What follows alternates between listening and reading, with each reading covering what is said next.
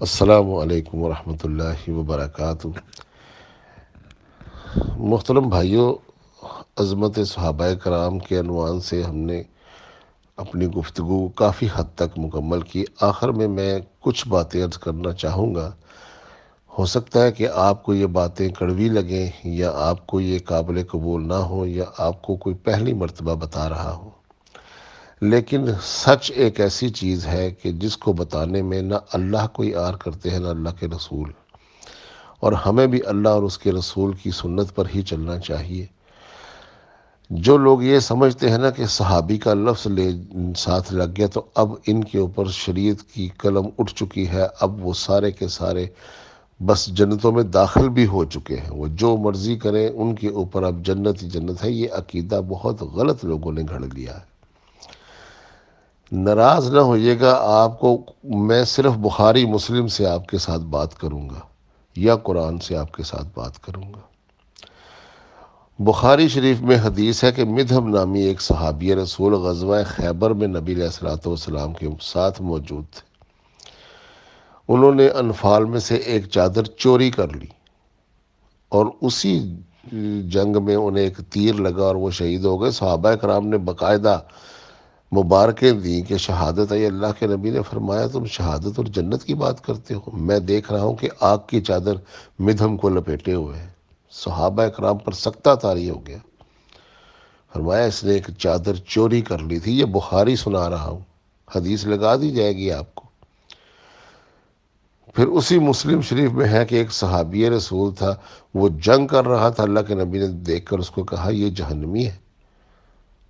صحابہ کرام پریشان، یا رسول اللہ صحابی ہے، جنگ میں مصروف ہے، جہاد کر رہا ہے۔ ہوا کچھ یوں کہ اس کو کچھ زخم لگے، زخموں کی تاب نہ لاتے ہوئے اس نے خودکشی کر لی، پیٹ پہ تلوار رکھ کے اوپر چھلانگ لگا دی۔ خودکشی کرنے والا تو آگ میں جائے گا۔ اب خودکشی کرنے سے انسان دائرہ اسلام سے تو نہیں نکل جاتا، صحابی تو وہ رہا لیکن وہ آگ میں ہے۔ تیسری بات آپ کو بتا دیتا ہوں، نبی علیہ الصلوۃ والسلام ایک جگہ سے گزرے، وہاں پر قبر میں عذاب ہو رہا تھا، آپ علیہ الصلوۃ والسلام وہاں رکے، دعا فرمائی، اور قبر کے اوپر ایک پودا لگایا اور فرمایا کہ میری دعا کرنے سے اس کا عذاب ٹل گیا۔ اب نبی علیہ الصلوۃ والسلام کی حیات مبارکہ میں وہ قبر بنی ہے تو وہ صحابی ہی ہوگا۔ غیر مسلم کے اوپر تو آپ نہ عذاب ڈالیں گے اور نہ ہی اس کے اوپر سے عذاب ٹلتا ہے، اور نہ ہی نبیوں کو یہ حکم ہے کہ وہ کافروں کے اوپر سے، مرے ہوئے کافروں سے عذاب ڈالیں۔ تو مسلمان ہی کی قبر تھی نا۔ اسی طرح میرے بھائیوں، قرآن پاک میں بھی اللہ رب العزت فرماتے ہیں اے رسول، مدینہ اور اس کے اطراف میں ماہر منافق ہے، مرض النفاق لا تعلمہم نحن عالمہم، آپ بھی نہیں جانتے نبی ہوتے ہوئے، ہم جانتے ہیں کتنے ماہر منافق ہیں۔ باقاعدہ نبی علیہ الصلوۃ والسلام کی وفات کے بعد کئی صحابہ کرام جو تھے نا وہ مرتد بھی ہو گئے، اور کئیوں نے منکرین زکوٰۃ ہو گئے، ان سے جنگ کرنا پڑی۔ خود نبی علیہ الصلوۃ والسلام کی حیات مبارکہ میں یہ میں بات جو آپ کو بتانے جا رہا ہوں، ولید ابن عقبہ صحابی رسول ہے۔ جتنی بھی سیرت کی، جتنی بھی قرآن کی تفاسیر لکھی گئی ہیں، کسی مسلک سے، دیوبندی ہو، بریلوی ہو، وہابی ہو، شیعہ ہو، جتنی بھی آج تک میں نے دیکھی قرآن پاک کے ترجمے اور تشریحات، ان میں اس جا فاسق والی جب ایک فاسق خبر لے کر آئے تو تحقیق کر لیا کرو، ایسا نہ ہو کہ تم کسی کے اوپر زیادتی کر بیٹھو۔ ولید ابن عقبہ کو زکوٰۃ لینے کے لیے بھیجا، راستے میں سے مڑ کے آ گیا اور کہا جو وہ منکرین زکوٰۃ ہو گئے۔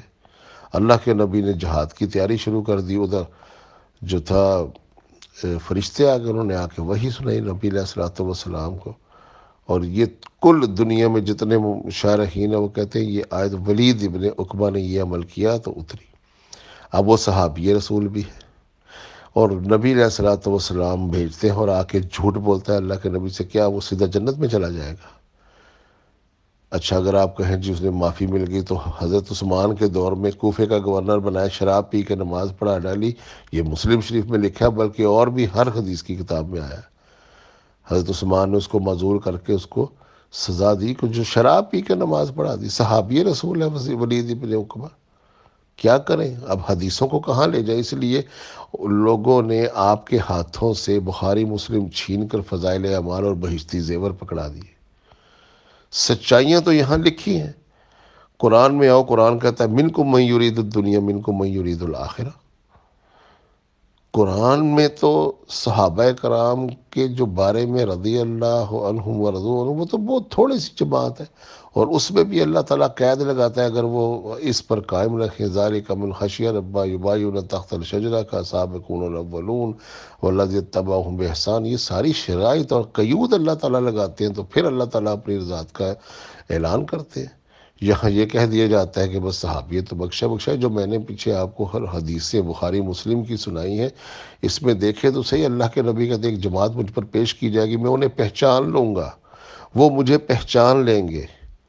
صحابی ہے نا، پہچانتے ہیں، اللہ کے نبی کہیں گے اصحابی اصحابی، دیوار کر دی جائے گی، ان کو حوض کوثر سے ہٹا دیا جائے گا، رسول اللہ فرمائیں گے یا اللہ یہ تو میرے اصحاب ہیں۔